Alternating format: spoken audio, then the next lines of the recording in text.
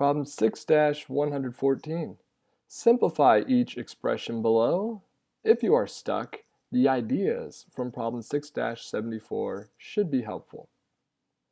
Well, as we look at this one here, we've got letter A.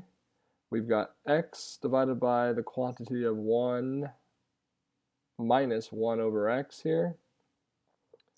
Okay, so a couple ways we could look at this.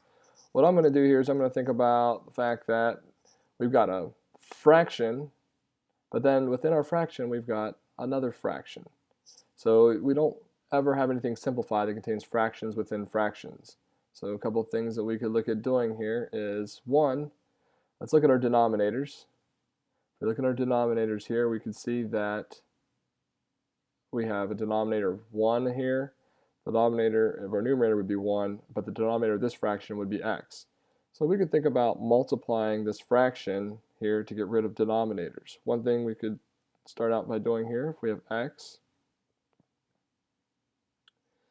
and it's being divided by 1, I'm just going to change it to like 1 over 1 just so we can kind of see what we're talking about.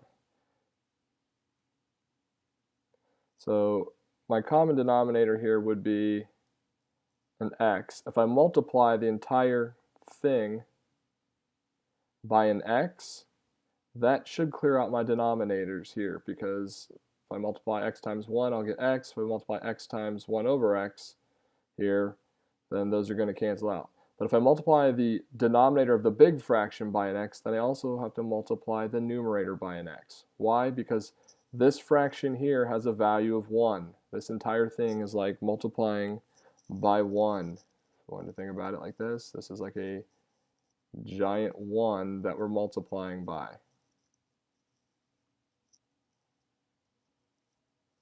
Right, so we're multiplying it times 1 in the form of x over x. So when we do that, I know it's cute, thank you, I appreciate that.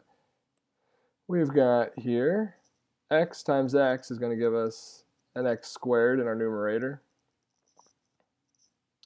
X times 1 is going to be x.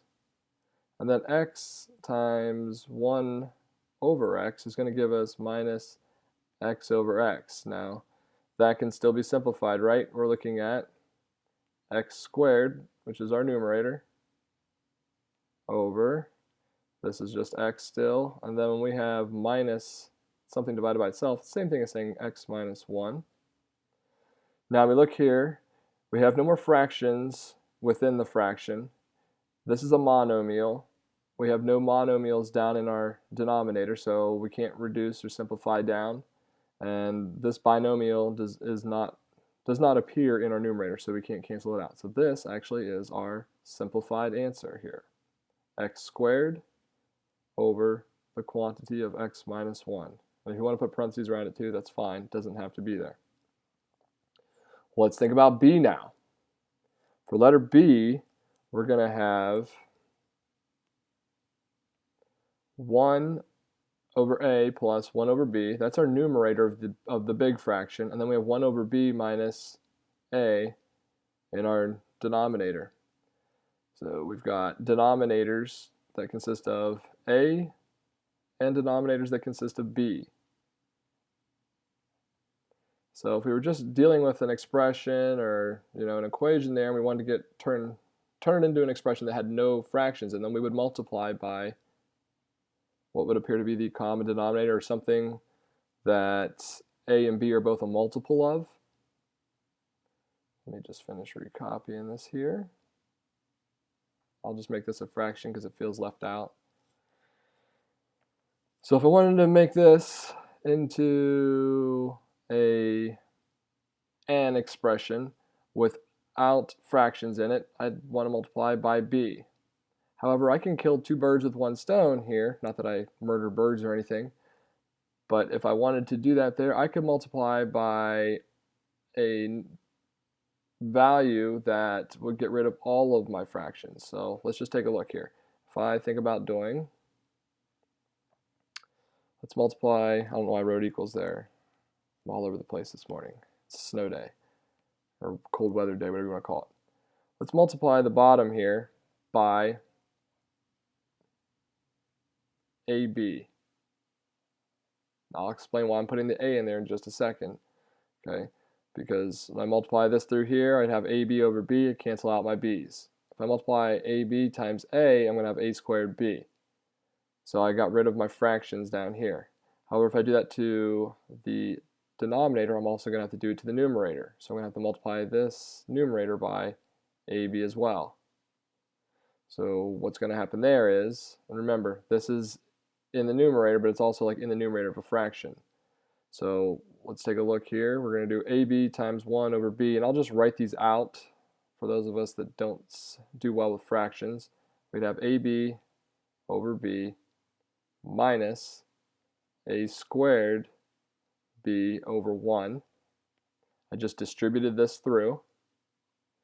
And in the top here, I'm going to multiply ab times 1 over a. It should give me ab over a. Hopefully you're starting to see why we did it times ab, because that's going to help us get rid of that fraction. And then ab times 1 over b will give us ab over b. Now once you get better at this, you don't have to show every one of these steps. This is just to help the people who don't really understand what's going on. But I'm going to have a monomial here that's a and a monomial here that's a, so we have 1 over 1. Here I've got b and b that will cancel out and give me 1 over 1. Down here I've got b and b, which gives me 1 over 1.